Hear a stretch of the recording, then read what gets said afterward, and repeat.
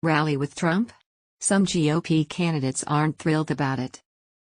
Former President Donald Trump is preparing to swoop into Ohio on Saturday to rally Republicans behind J.D. Vance in a key Senate race.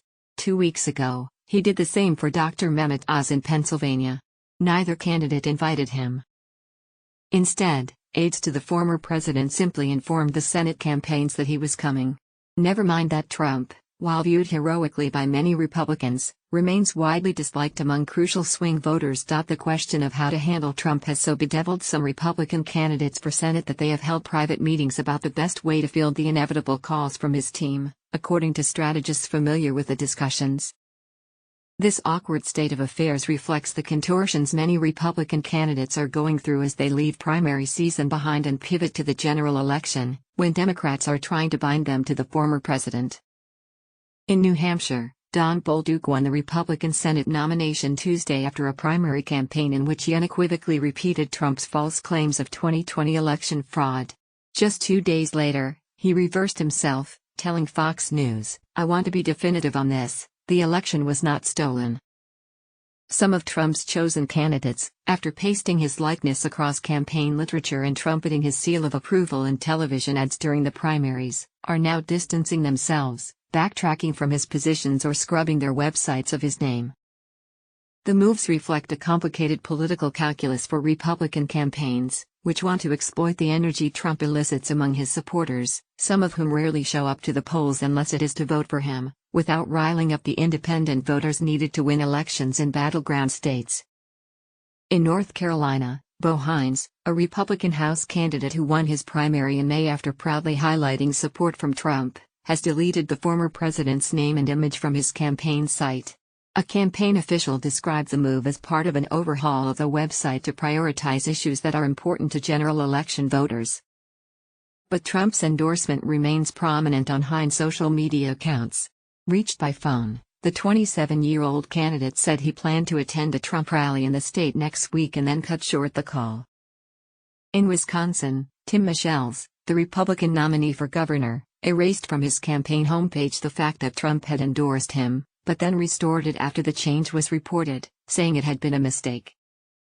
The optimal scenario for Republicans is for Trump to remain at arm's length, supportive, but not in ways that overshadow the candidate or the contrast, said Liam Donovan, a Republican strategist and a former top aide at the National Republican Senatorial Committee.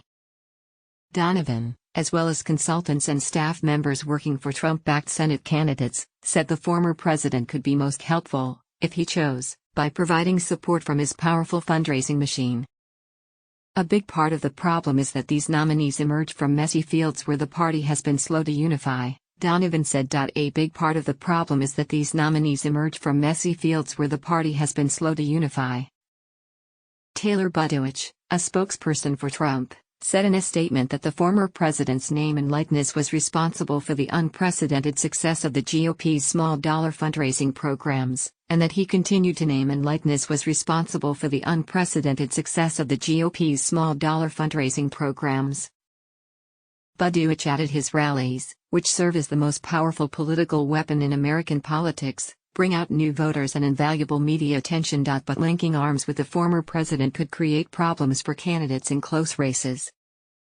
Even though he has been out of office for nearly 20 months, Trump has remained a constant presence in news headlines because of mounting criminal and congressional investigations into his role in the attack on the Capitol on January 6, 2021, his refusal to hand over sensitive government documents that he took to his Florida home, and whether he and his family fraudulently inflated the value of their business assets.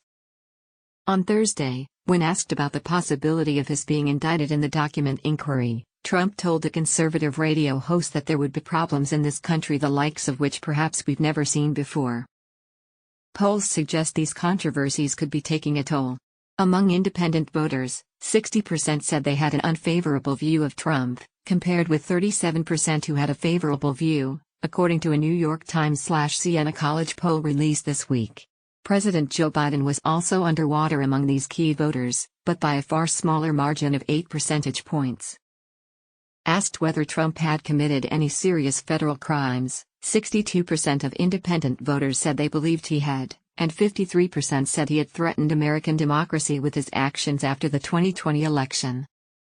Republican candidates appear to be aware of such sentiments, backing away from Trump's fixation on the 2020 election. While he has said that election fraud is the most important issue in the midterms, polls show that voters are far more worried about economic issues and abortion rights. 3 days after Trump's rally in Pennsylvania, Oz, the Republican Senate nominee, told reporters that he would have defied the former president and voted to certify the 2020 presidential election.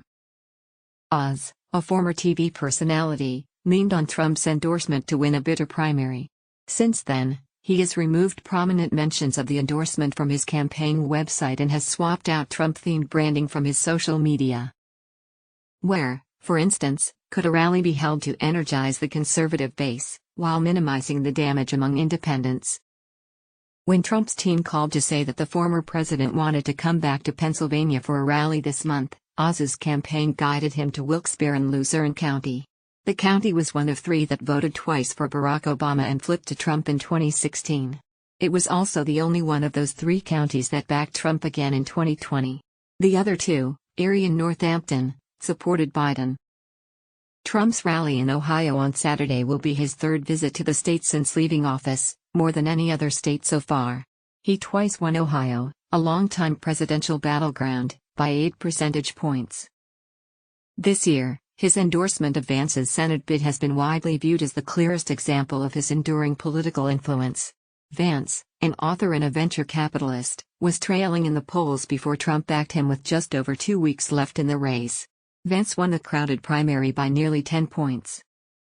For the rally on Saturday, Vance's team directed Trump to Youngstown, a blue-collar area that had been a Democratic stronghold until he ran for president. The rally, at the 6,000-seat Govelli Center, is also squarely in the congressional district represented by Tim Ryan, the Democrat running against Vance. The event is scheduled to start at the same time as kickoff for an Ohio State University football game. Buckeyes games regularly draw huge statewide audiences, and the matchup Saturday is against the University of Toledo, an in-state team. The timing was not viewed as ideal by either Vance's campaign or Trump's team, and Trump was ultimately consulted on the decision, according to people familiar with the discussions. In the end, the 2 sides determined that it was more important to hold the rally on a Saturday night, when Trump has the easiest chance of drawing a strong crowd. Ohio politicians have long tried to avoid competing for attention with Ohio State football games. In an interview, Ryan said holding a rally at the same time suggested that Vance, an Ohio State graduate, was out of touch with the cultural things important to Ohioans. "It just says a lot," Ryan said. "These little things just sometimes reveal a lot more about a candidate than it appears." In a statement, Vance called his rival a radical liberal and said it just says a lot. Ryan is also involved in a similar dance around the leadership of his party, given that Biden is himself struggling with low approval ratings. Asked if he would campaign with the president this fall, even if it were not during a Buckeyes game, Ryan said, "No.